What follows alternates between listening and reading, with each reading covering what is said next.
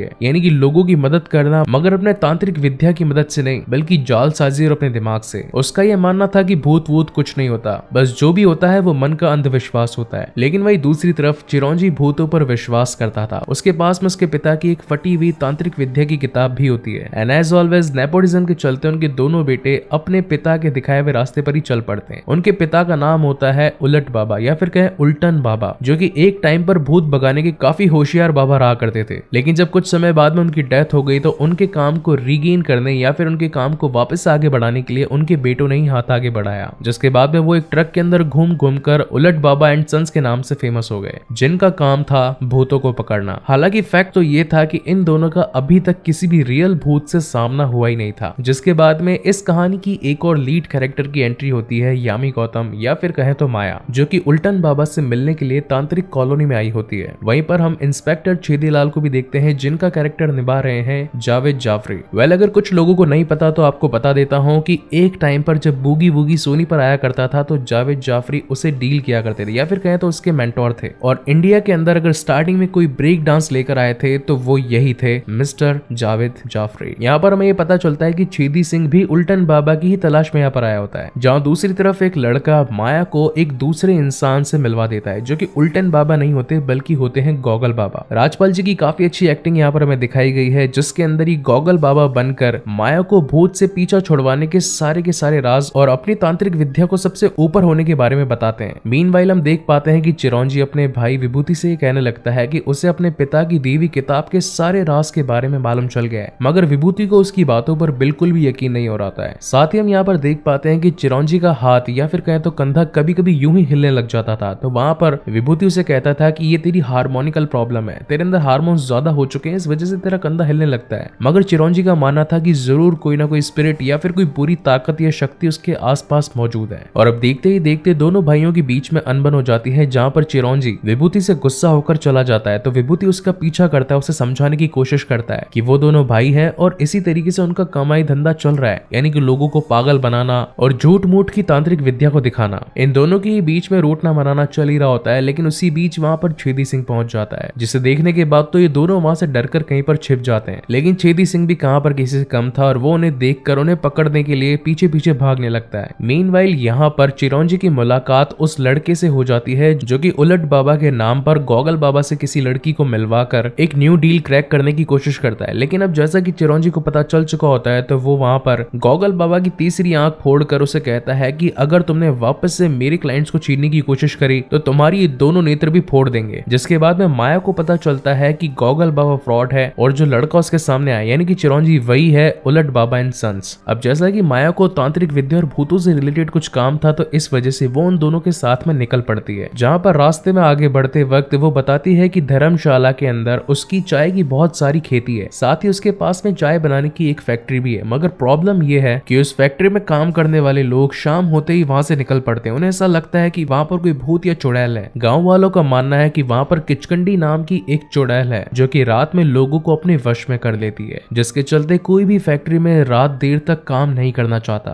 और यही रीजन है कि इस वजह से हमारा काफी ज्यादा नुकसान हो रहा है और इसीलिए मैं तुम्हारे पास में मदद के लिए आई हूँ। साथ ही माया ये भी बताती है कि पहले उसे इन बातों पर विश्वास नहीं था, मगर एक दिन जब उसके साथ में भी कोई छोटी दुर्घटना घटी तो उसे फाइनली ऐसा लगने लगा कि किचकंडी नाम की चुड़ैल सचमुच एग्जिस्ट करती है। जहाँ पर पीछे बैठा चिरौंजी इन बातों को सुनकर काफी ज्यादा एक्साइटेड हो जाता है, जहाँ पर अब उसे फाइनली फील हो जाता है कि ये वो समय आ चुका है जहाँ पर अब वो एक असली भूत प्रेत से टकराने वाले हैं। मगर वहीं उसका उलट विभूति ये सोच रहा होता है कि इस वक्त भी कोई ना कोई ढोंगी यहाँ पर अपना ढोंग रचा रहा होगा। जिसके बाद में ये दोनों ही अपनी डील के पेमेंट के चक्कर में धर्मशाला पहुंच जाते हैं माया के घर पर। तभी वहां पर घोड़े पर सवार हमारी प्यारी जैकलिन फर्नांडिस की एंट्री होती है, जिनका नाम है कनिका। रिश्ते में ये दोनों बहनें होती हैं, जहाँ पर उन दोनों के घर का एक केयर टेकर भी होता है। कनिका को ऐसा लग रहा था कि ये लोग जो यहाँ पर भूत भगाने के लिए आए हैं ये भी कोई ढोंगी बाबा है, ये लोग कोई भूत वूत नहीं भगा पाएंगे। कनिका के एटीट्यूड से हमें पता लगता है कि उसे भी भूतों में बिल्कुल विश्वास नहीं है। जिसके बाद में माया दोनों तांत्रिक भाइयों को अपने गांव के लोगों से मिलवाने के लिए लेकर जाती है, ताकि गांव वाले इस बात से सेटिस्फाई हो सके कि किचकंडी को भगाने के लिए अब कोई तो यहाँ पर आ चुका है। वेल, विभूति को भूत भगाना तो नहीं आता था, मगर बातें करनी काफी अच्छे तरीके से आती थी और अपनी बातों में इस तरीके से वो लोगों को ले लेता है कि वो सभी लोग उस पर विश्वास कर लेते हैं। जिसके बाद में सीन शिफ्ट होता है रात में, जहाँ पर एक शख्स हल्का होने के लिए घर से बाहर निकलता है। यहाँ पर हमें इस कहानी की की एक और कैरेक्टर से मिलते हैं जो कि नन अदर देन हमारे जॉनी लीवर जी की बेटी है, जो कि अनफॉर्चुनेटली उसकी बीवी होती है और वो उसे घर से बाहर निकलने से रोकती है क्योंकि इस वक्त गहरी रात हो चुकी थी। यहाँ पर हमें ये पता चलता है कि इनका शौचालय इनके घर से थोड़ी दूरी पर था, इसलिए यहाँ पर वो शख्स अपनी बीवी को भी साथ में ले जाता है, जहाँ पर उसकी वाइफ उसका बाहर वेट कर रही होती है और वो अंदर चला जाता है। लेकिन तभी यहाँ पर एक छोटा सा खुलासा होता है कि वो भाई साहब तो यहाँ पर शौचालय में अपना कुछ और ही प्रोग्राम बनाने आए थे। बेसिकली उनकी छोटी सी बाटली वहीं टॉयलेट में वो छोड़ कर आए थे और उसे लेने के लिए वो वहां पर पहुंचा था। अब एक तरफ तो बाहर उसकी वाइफ किचकंडी के डर से कांप रही होती है, वहीं पर अंदर भाई साहब मस्त दारू के मजे ले रहे होते हैं। मगर तभी बाहर उसकी वाइफ को कोई आते हुआ नजर आता है। उसे ऐसा लगने लगता है कि किसी की तो आट आ रही है और जब वो घूम कर देखती है तो उसे सामने से एक चुड़ैल आती नजर आती है जिसने सफेद कलर के कपड़े पहने होते हैं और साथ ही वो ये भी देख पाती है कि इसकी आंखें चमक रही होती है। इस वजह से वो काफी ज्यादा डर जाती है, जिसके बाद में वो दोनों ही अपनी फुल पोटेंशियल फुल ताकत के वहां से जोरदार स्पीड में भाग जाते हैं। जिसके बाद में सीन शिफ्ट होता है अगले दिन, जहां पर अब सभी लोग अगेन माया जी के घर के बाहर इकट्ठे हो जाते हैं और साथ ही इल्जाम लगा रहे होते हैं कि दोनों तांत्रिक किसी भी काम के नहीं है, इन्हें तो भूत भगाना आता ही नहीं है, क्योंकि कल फिर इस गांव में किचकंडी हमें दिखाई पड़ी थी। लेकिन वहां पर सिचुएशन को आउट ऑफ कंट्रोल जाता देख विभूति अगेन अपने वहां पर भाषणबाजी स्टार्ट कर देता है और दोबारा से लोगों को ये विश्वास दिलाता है कि इस बार किचकंडी उनके हाथों से नहीं बचेगी। जिसके बाद में काफी फनी मोमेंट आता है, एज वेल एज हमने जब गो कोरोना के नारे सुने थे तो यहाँ पर भी गो किचकंडी के नारे हमें सुनाई पड़ते हैं। काश गो कोरोना कहने से कोरोना चला जाता, बट गया ही नहीं। Well, coming back to the main story, जहाँ पर कनिका अपनी बहन माया से ये कहने लगती है कि हमें यहाँ की कंप्लीट प्रॉपर्टी को बेचकर लंदन में शिफ्ट हो जाना चाहिए और अगर पापा की इच्छा कुछ खोलने की थी तो हम लंदन में उनके नाम से कोई एक रेस्टोरेंट या फिर एक बार खोल लेंगे। तो उसके जवाब में माया कहती है कि कुलभूषण बार नाम रखना क्या अच्छा रहेगा। जिसके बाद में दोनों ही बहनों के अंदर काफी ज्यादा बहस हो जाती है और माया कनिका से कहती है कि वो अपने पिता की जमीन और उनकी जायदाद को छोड़कर कहीं पर भी नहीं जाएगी और अपना सारा जीवन यहीं पर बिताएगी। वहीं पर सीन शिफ्ट होता है चिरौंजी पर, जो कि पूरे गांव में घूम घूम कर हर एक से किचकंडी चुड़ैल के बारे में हुए इंसिडेंट्स के बारे में पूछने लगता है। कोई बताता है कि वो मुंह से बिजली निकालती है, कोई बताता है कि वो सफेद कपड़े पहनती है, कोई बताता है कि उसके चलने पर पायल की आवाज आती है। जिसके बाद में अलग अलग कहानियां सुनकर चिरौंजी को ये लगता है कि कहानी में कुछ ना कुछ तो गड़बड़ है। वहीं से सीन शिफ्ट होता है विभूति की तरफ, जो कि अपनी बस के अंदर खड़ा होता है। तभी बाहर से कुछ बच्चे आकर उसे परेशान करने लगते हैं, तो वो एक मुकुट पहनकर उन सभी को डरा देता है, मगर एक लड़की वहां से डरकर नहीं भागती। वो बच्ची हालांकि बोल नहीं सकती थी, इसलिए वो इशारों में अपना नाम बताती है और विभूति उसका नाम गैस करता है, कभी पत्थर, कभी बूटा, कभी पेड़। तो फाइनली उसे उसका नाम मिल जाता है, जो कि होता है तितलिया। लेकिन अगेन जब पीछे मुड़कर विभूति देखता है तब तक वो बच्ची वहां से गायब हो चुकी होती है। मीनवाइल माया चिरौंजी को ये बताती है कि काफी टाइम पहले इस गांव में किचकंडी का साया था। कई साल पहले उसने इसी तरीके से लोगों को परेशान किया, उनकी जानें ली, मगर तुम्हारे पिता उलट बाबा ने आकर सब कुछ सही कर दिया। उनके पास में तांत्रिक विद्या का अच्छा खासा ज्ञान था और उन्हीं की वजह से ही हम उस वक्त बच पाए थे और यही रीजन है कि मैंने तुम दोनों को यहाँ पर बुलाया है। तो उसकी बातों को सुनकर चिरौंजी कहता है कि क्या कोई शख्स अभी भी जिंदा है उस वक्त का अभी तक, जो कि हमें बता सके कि हमारे पिताजी ने आखिर कैसे उस किचकंडी चुड़ैल को इस पूरे गांव से भगाया था। तो माया को अपनी एक पुरानी फोटो दिखाई पड़ती है जिसके अंदर उसे एक शख्स मिलता है जिसका नाम होता है संतू, जो कि उस वक्त का इंसान था जिस वक्त लास्ट टाइम किचकंडी इस गांव में आई थी। जिसके बाद में चिरौंजी और विभूति धर्मशाला की एक मॉनेस्ट्री के अंदर संतू से मिलने के लिए पहुंच जाते हैं और साथ ही किचकंडी चुड़ैल के बारे में उनसे कुछ इन्फॉर्मेशन मांगते हैं, जहां पर संतू ये बताता है कि आज से करीब 20 साल पहले किचकंडी ने मेरी बीवी मंजू को पोजेस्ट कर लिया था। वो पूरी तरीके से बदल चुकी थी और एक डरावनी चुड़ैल बन चुकी थी। जिसके बाद में इस गांव के अंदर तुम्हारे पिताजी यानी कि उल्टन बाबा को बुलाया गया। उन्होंने काफी कोशिश करके अपनी पूरी मेहनत के साथ में उस किचकंडी चुड़ैल को एक छोटे से मटके में कैद कर दिया। साथ ही उन्होंने ये भी कहा कि जब तक ये मटका बंद रहेगा तब तक ये चुड़ैल बाहर नहीं आएगी। हालांकि यहाँ पर उल्टन बाबा ने किचकंडी चुड़ैल को तो कैद कर लिया था, मगर जिस वक्त वो मंजू के शरीर से निकली उसने मंजू को जान से मार दिया था। संतू की ये कहानी सुनने के बाद में तो दोनों भाई काफी ज्यादा डर जाते हैं। जहाँ एक तरफ तो विभूति कहता है कि हमें इस काम को छोड़ देना चाहिए, लेकिन तभी चिरौंजी कहता है कि हमें इस काम को करना ही होगा, वरना इस गांव को इस चुड़ैल से कौन बचाएगा। तभी वहां पर संतू हंसने लगता है और अपना चश्मा उतार कर अपनी आंखें दिखाता है और कहता है कि अगर तुमने किचकंडी को वश में करने की कोशिश करी तो जो हाल मेरा हुआ है तुम्हारा भी वही होगा। हालांकि इस बात से दोनों भाई डर जाते हैं और वहां से निकल जाते हैं। इसके बाद में ये दोनों जने उसी जगह पर जाने की कोशिश करते हैं जहाँ पर उनके पिता ने इस विद्या को किया था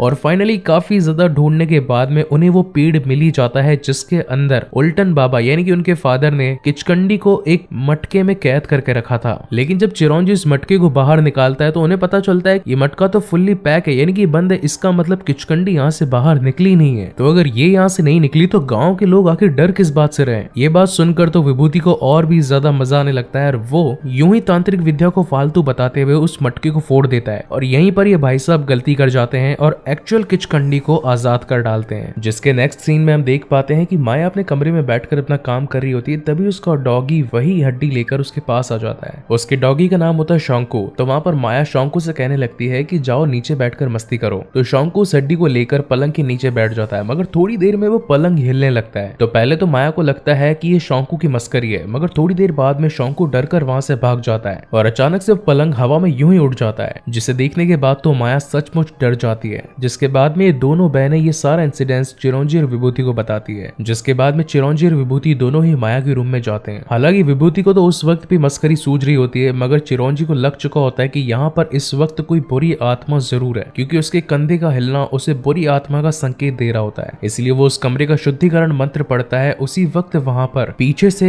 ओरिजिनल किचकंडी आकर विभूति को पकड़ने वाली होती है, लेकिन तब तक चिरंजी का वो शुद्धिकरण मंत्र कंप्लीट हो चुका होता है, इसलिए वो आत्मा वहां से भाग जाती है। जिसके बाद में चिरंजी आकर माया जी को बताता है कि हमने आपके कमरे का शुद्धिकरण कर दिया है, मगर हमें इस जगह पर एक हवन भी करवाना होगा। लेकिन विभूति ये बात जानता था कि अगर बड़ा हवन होगा तो पूरे गांव के लोग जरूर आएंगे और अगर उनके आंखों के सामने किचकंडी नहीं भागेगी तो उन लोगों को उनका पैसा भी नहीं मिलेगा, यानी कि पूरा प्लान फ्लॉप। इस चक्कर में दोनों भाइयों के बीच में झगड़ा हो जाता है और दोनों ही भाइयों के रास्ते अलग अलग हो जाते हैं। मगर तभी रास्ते में अकेले जाते वक्त उसे टॉयलेट लगता है और तभी वो कुछ पायल की छनकार की आवाज सुनता है। उसका पीछा करते वक्त वो देख पाता है कि साड़ी पहने कोई लड़की सीढ़ियों की मदद से माया के रूम में जाने की कोशिश करती है, मगर तभी वहां पर विभूति उसे पकड़ लेता है और धर दबोचकर उससे पूछता है। तो यहाँ पर सारा खुलासा सामने आ जाता है कि वो कोई किचकंडी चुड़ैल नहीं बल्कि उनके ही घर का नौकर होता है, जो कि ये सारा खेल कनिका के कहने पर कर रहा होता है। वेल अब यहाँ पर भांडा फूट तो चुका ही था कि किचकंडी विचकंडी जैसी कोई भी चुड़ैल इस गांव में मौजूद नहीं है। तो यहाँ पर विभूति कनिका के साथ में हाथ मिलाकर इस ढोंग को जारी रखने के बारे में कहता है और कहता है कि अगर तुम्हारी प्रॉपर्टी बिक गई तो मुझे मेरा 20 लाख रुपया दे देना। हालांकि कनिका और माया दोनों ही बैंकरप्ट हो चुके थे, उनके पास में बिल्कुल भी पैसा नहीं था, मगर प्रॉपर्टी को बिकवाने का ये तरीका उसे सबसे बेस्ट लगता है। इसलिए फाइनली कनिका अपने इस खेल को जारी रखने के बारे में सोचती है। अगले दिन जब हवन की बारी आती है तो कनिका और विभूति दोनों ही दही के अंदर कुछ नींद की दवाई मिलाकर चिरंजी को खिला देते हैं और जब चिरंजी हवन करने बैठता है तो नशे की हालत में वो ज्यादा हवन नहीं कर पाता और वहीं पर मूर्छित होकर गिर पड़ता है। जहाँ डाल पर बैठी कनिका ब्लूटूथ स्पीकर की मदद से वहां पर चुड़ैल की आवाज निकालने लगती है और अब सारे गांव वालों को ये सचमुच लगने लगता है कि सचमुच के अंदर किचकंडी यहाँ पर आ चुकी है और विभूति जी की हवन की वजह से वो अब यहाँ से भाग चुकी है। मगर जाने से पहले उसने उनके छोटे भाई यानी कि चिरंजी को जान से मार डाला है। यहाँ पर अपने ढोंग की मदद से विभूति सब लोगों के अंदर ये विश्वास भी दिला देता है कि उसने जस्ट अभी भी अपने भाई को खोया है और अगर आप लोग आप में से किसी को नहीं खोना चाहते तो इस जगह को जितना जल्दी हो सके खाली कर दीजिए। तो गांव वालों को भला अपनी जान के सिवाय और क्या सोचता है, इसलिए हर कोई वहां से जाने के लिए तैयार हो जाता है। और अब जैसा कि इन दोनों ढोंगियों का पूरा ढोंग कंप्लीट हो चुका था तो वहां पर विभूति अपने पैसे मांगने के लिए कनिका के पास आता है और उसे कहता है कि मुझे मेरे पैसे दे दो और हम यहाँ से निकल जाएंगे। वेल अब यहाँ पर कनिका के पास में पैसे तो होते नहीं है, इसलिए वो उसे अपनी बातों में फांसने की कोशिश करती है। मगर विभूति ने भी कच्ची गोलियां नहीं खेली थी, इसलिए वो उसकी बातों में नहीं आता और कहता है कि मुझे मेरे पैसे दे दो वरना मैं तुम्हारा भांडा फोड़ दूंगा और तुम्हारी बहन को सब कुछ सच सच जाकर बता दूंगा कि किचकंडी का खेल तुमने ही खेला था। तो उसके रिप्लाई में कनिका भी कहती है कि तुमने कौन से दूध के धुले काम किए हैं, तुमने भी तो अपने भाई के साथ में धोखा किया है। हालांकि इन दोनों की फाइट यहाँ पर चली रही थी और पीछे से वहां पर पहुंच जाता है चिरंजी, जो अपने भाई को ये सारे काम करते रंगे हाथ पकड़ लेता है और अब अगेन दोनों के बीच में झगड़ा हो जाता है और दोनों के रास्ते अलग अलग हो जाते हैं। वहीं दूसरी ओर घर के अंदर अगेन एक्चुअल किचकंडी आकर माया को पजेस्ट कर लेती है और अब माया पूरी तरीके से किचकंडी चुड़ैल बन चुकी होती है। वहीं दूसरी तरफ अब जंगल में विभूति जी अकेले ही अपनी जर्नी को स्टार्ट कर देते हैं, मगर रास्ते में उसे तितलियां मिलती है जिसे वो जंगल में अकेला पाकर उसे अपने कंधे पर बिठाकर वहां से निकलने लगता है। मगर तभी वहां पर पहुंच जाता है छेदी सिंह और उसे कहता है कि तू पागल वागल हो गया, मैं तो तुझे जान से मारने के लिए आया था मगर तू तो खुद ही यहाँ पर भूतों से बात कर रहा है। तो विभूति उसे कहता है कि गोली मत चलाना, मेरे पीछे एक बच्ची बैठी उसे लग जाएगी। तो वहां पर छेदी सिंह उसे कहता है कि तेरे पीछे तो कोई बच्ची बैठी नहीं है और जब पलट कर वहां पर विभूति पीछे मुड़ता है तो उसे पता चलता है कि वो बच्ची कोई असली बच्ची नहीं बल्कि सिर्फ एक साया था। और अब इस इंसिडेंट्स के बाद में तो विभूति को ये पता चल जाता है कि सचमुच में भूत होते हैं, इसलिए वो भागकर जाकर अपने भाई चिरंजी को ये बात बताने लगता है। लेकिन जिस वक्त वो अपने भाई के पास भागकर जाता है उस वक्त माया या फिर कहे किचकंडी अपने असली रूप में आ चुकी होती है और वो वहां से अब उन तीनों को ही जाने देना नहीं चाहती और अब एक एक करके उन्हें अपना शिकार बनाने लगती है। सबसे पहले यहाँ पर बारी आती है छेदी सिंह की, जिसे वो पकड़कर आसमान में ऊपर उठा लेती है। तो चेदी सिंह वहाँ पर मिमियाने लगता है बकरे की तरह और कहता है कि मुझ नादान को छोड़ दो, मैंने कुछ नहीं किया। वेल यहाँ पर एक छोटी सी बात मैं आपको बताना भूल गया कि करीब 20 साल पहले चेदी सिंह पर एक काला साया था जो कि हर वक्त उसे मारने के लिए तैयार था, इसलिए उलट बाबा ने उसे बकरे की तरह मिमियाने के लिए कहा था। और इस वक्त जब किचकंडी ने उसे पकड़ा तो वो बकरे की तरह मिमियाया और उसे किचकंडी ने छोड़ दिया, जिसके बाद में अब वो पकड़ लेती है सैफ अली या फिर कहें तो हमारे विभूति जी को। अपने भाई को बचाने के लिए वहाँ पर अर्जुन जी अपनी पूरी तांत्रिक विद्या का इस्तेमाल करते हैं और अपने पिता द्वारा दी गई किताब के अंदर जो मंत्र लिखे थे उसे पढ़ने लगते हैं, जिसकी मदद से किचकंडी वहीं पर रुक जाती है और माया के शरीर को छोड़कर जाने लगती है। एक वक्त ऐसा आता है जब जमीन पर माया की बॉडी गिर जाती है तो सब लोग उसके पास में आकर उसे कहते हैं कि क्या तुम ठीक हो। विभूति उससे बात करने के लिए आगे बढ़ता है, लेकिन तभी माया उसके ऊपर बैठकर काफी सारी उल्टी कर देती है। इसके बाद में सभी लोग एक पल के लिए तो खुश होते हैं कि फाइनली उन्होंने किचकंडी को यहाँ से आजाद कर दिया, यानी कि निकाल दिया। तो इसके जवाब में चिरौंजी कहता है कि किचकंडी कहीं पर गई नहीं, हमने स्थानांतरित मंत्र को पढ़ा, यानी कि वो इसके शरीर से छूटकर हमारे शरीर में आ गई है और हम तो वैसे भी तांत्रिक है तो हम तो इसे झेल ही लेंगे। मगर तब यहाँ पर पता चलता है कि भाई साहब ने जो स्थानांतरित मंत्र पढ़ा तो किचकंडी ने चिरौंजी का शरीर न चुनकर विभूति का शरीर चुन लिया था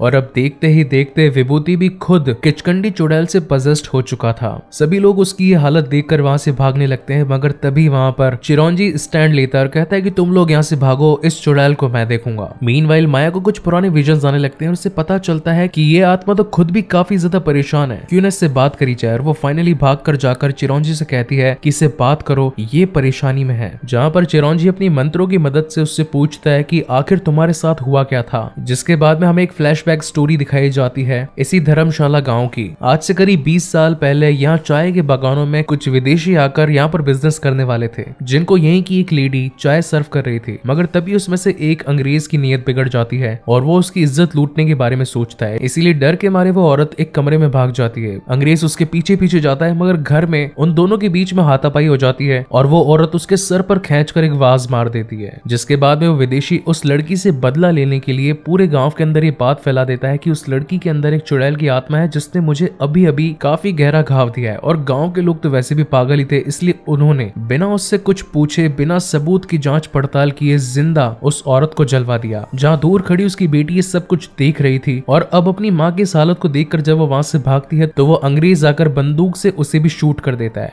जहाँ पर इन सभी बातों से ये बात रिवील होती है कि उस लड़की को बिना मौत मार दिया गया और साथ ही उसकी बच्ची को भी खत्म कर दिया गया। तो वहां पर चिरौंजी किचकंडी से कहता है कि मेरे भाई यानी कि विभूति तुम्हारी बेटी को जानते हैं, वो जरूर इस जंगल में है और हम तुम्हारी मदद कर सकते हैं। जिसे सुनने के बाद ये सभी लोग किचकंडी चुड़ैल के ही साथ में खुद की बेटी यानी कि तितलिया को ढूंढने में लग जाते हैं और काफी ढूंढने मेहनत के बाद में उन्हें वो तितलिया मिल जाती है, जहाँ पर वो माँ अपनी बेटी से मिलकर काफी खुश होती है और ये दोनों ही हैप्पीली एवर आफ्टर हो जाते हैं। और इसी के साथ धर्मशाला से किचकंडी चुड़ैल भी चली जाती है, प्लस मूवी की हैप्पी एंडिंग भी हो जाती है। सो गाइज, आपको ये वीडियो कैसा लगा प्लीज मुझे लाइक और कमेंट करके जरूर बताइएगा और अगर पहली बार इस चैनल पर आए हैं तो इसे जरूर सब्सक्राइब भी कीजिएगा। मैं इसी तरीके की और इंटरेस्टिंग वीडियोस आपके लिए इस चैनल पर लाता रहूंगा। सो तब तक के लिए keep watching, stay safe and one more time guys, thank you very much for watching this long video. मिलते हैं अगले वीडियो में।